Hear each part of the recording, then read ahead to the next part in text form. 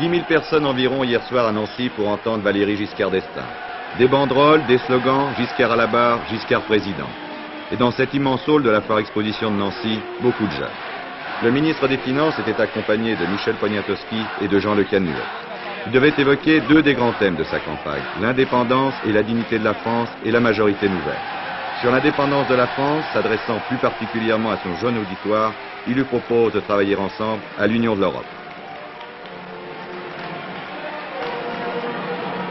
C'est pourquoi, au cours du prochain septennat, le président de la République française, celui que vous allez élire, aura la responsabilité de faire franchir ou non à l'Union de l'Europe un pas décisif.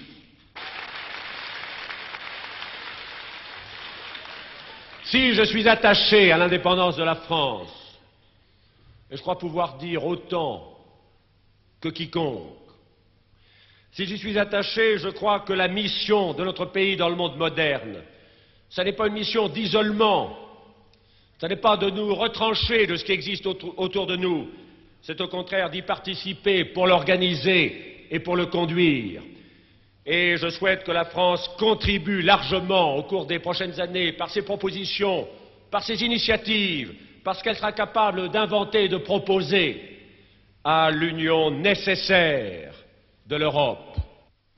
Abordant ensuite la majorité qui devrait, estime-t-il, sortir des urnes le 19 mai, il demande que chacun surmonte ses antagonismes. Il ne faut plus, dit-il, se diviser sur des souvenirs. Et puis, pour Valéry Giscard d'Estaing, cette nouvelle majorité doit s'accompagner de l'arrivée d'une génération nouvelle au poste de responsabilité. Et puis, je crois aussi que ce changement de la politique française, il s'accompagnera de la relève des hommes. Dans l'histoire d'un pays, successivement, les générations viennent les unes après les autres assumer en leur temps les responsabilités de la vie économique, les responsabilités de la vie intellectuelle, les responsabilités de la vie civique. À l'image de la transformation qui s'est observée dans l'économie française et qui fait que là où je circule dans le monde et où je vois nos entreprises représentées, elles sont représentées par des hommes jeunes. À l'image du renouvellement de notre vie intellectuelle, où il y a désormais dans l'enseignement au plus haut poste des hommes qui appartiennent aux générations de l'après-guerre.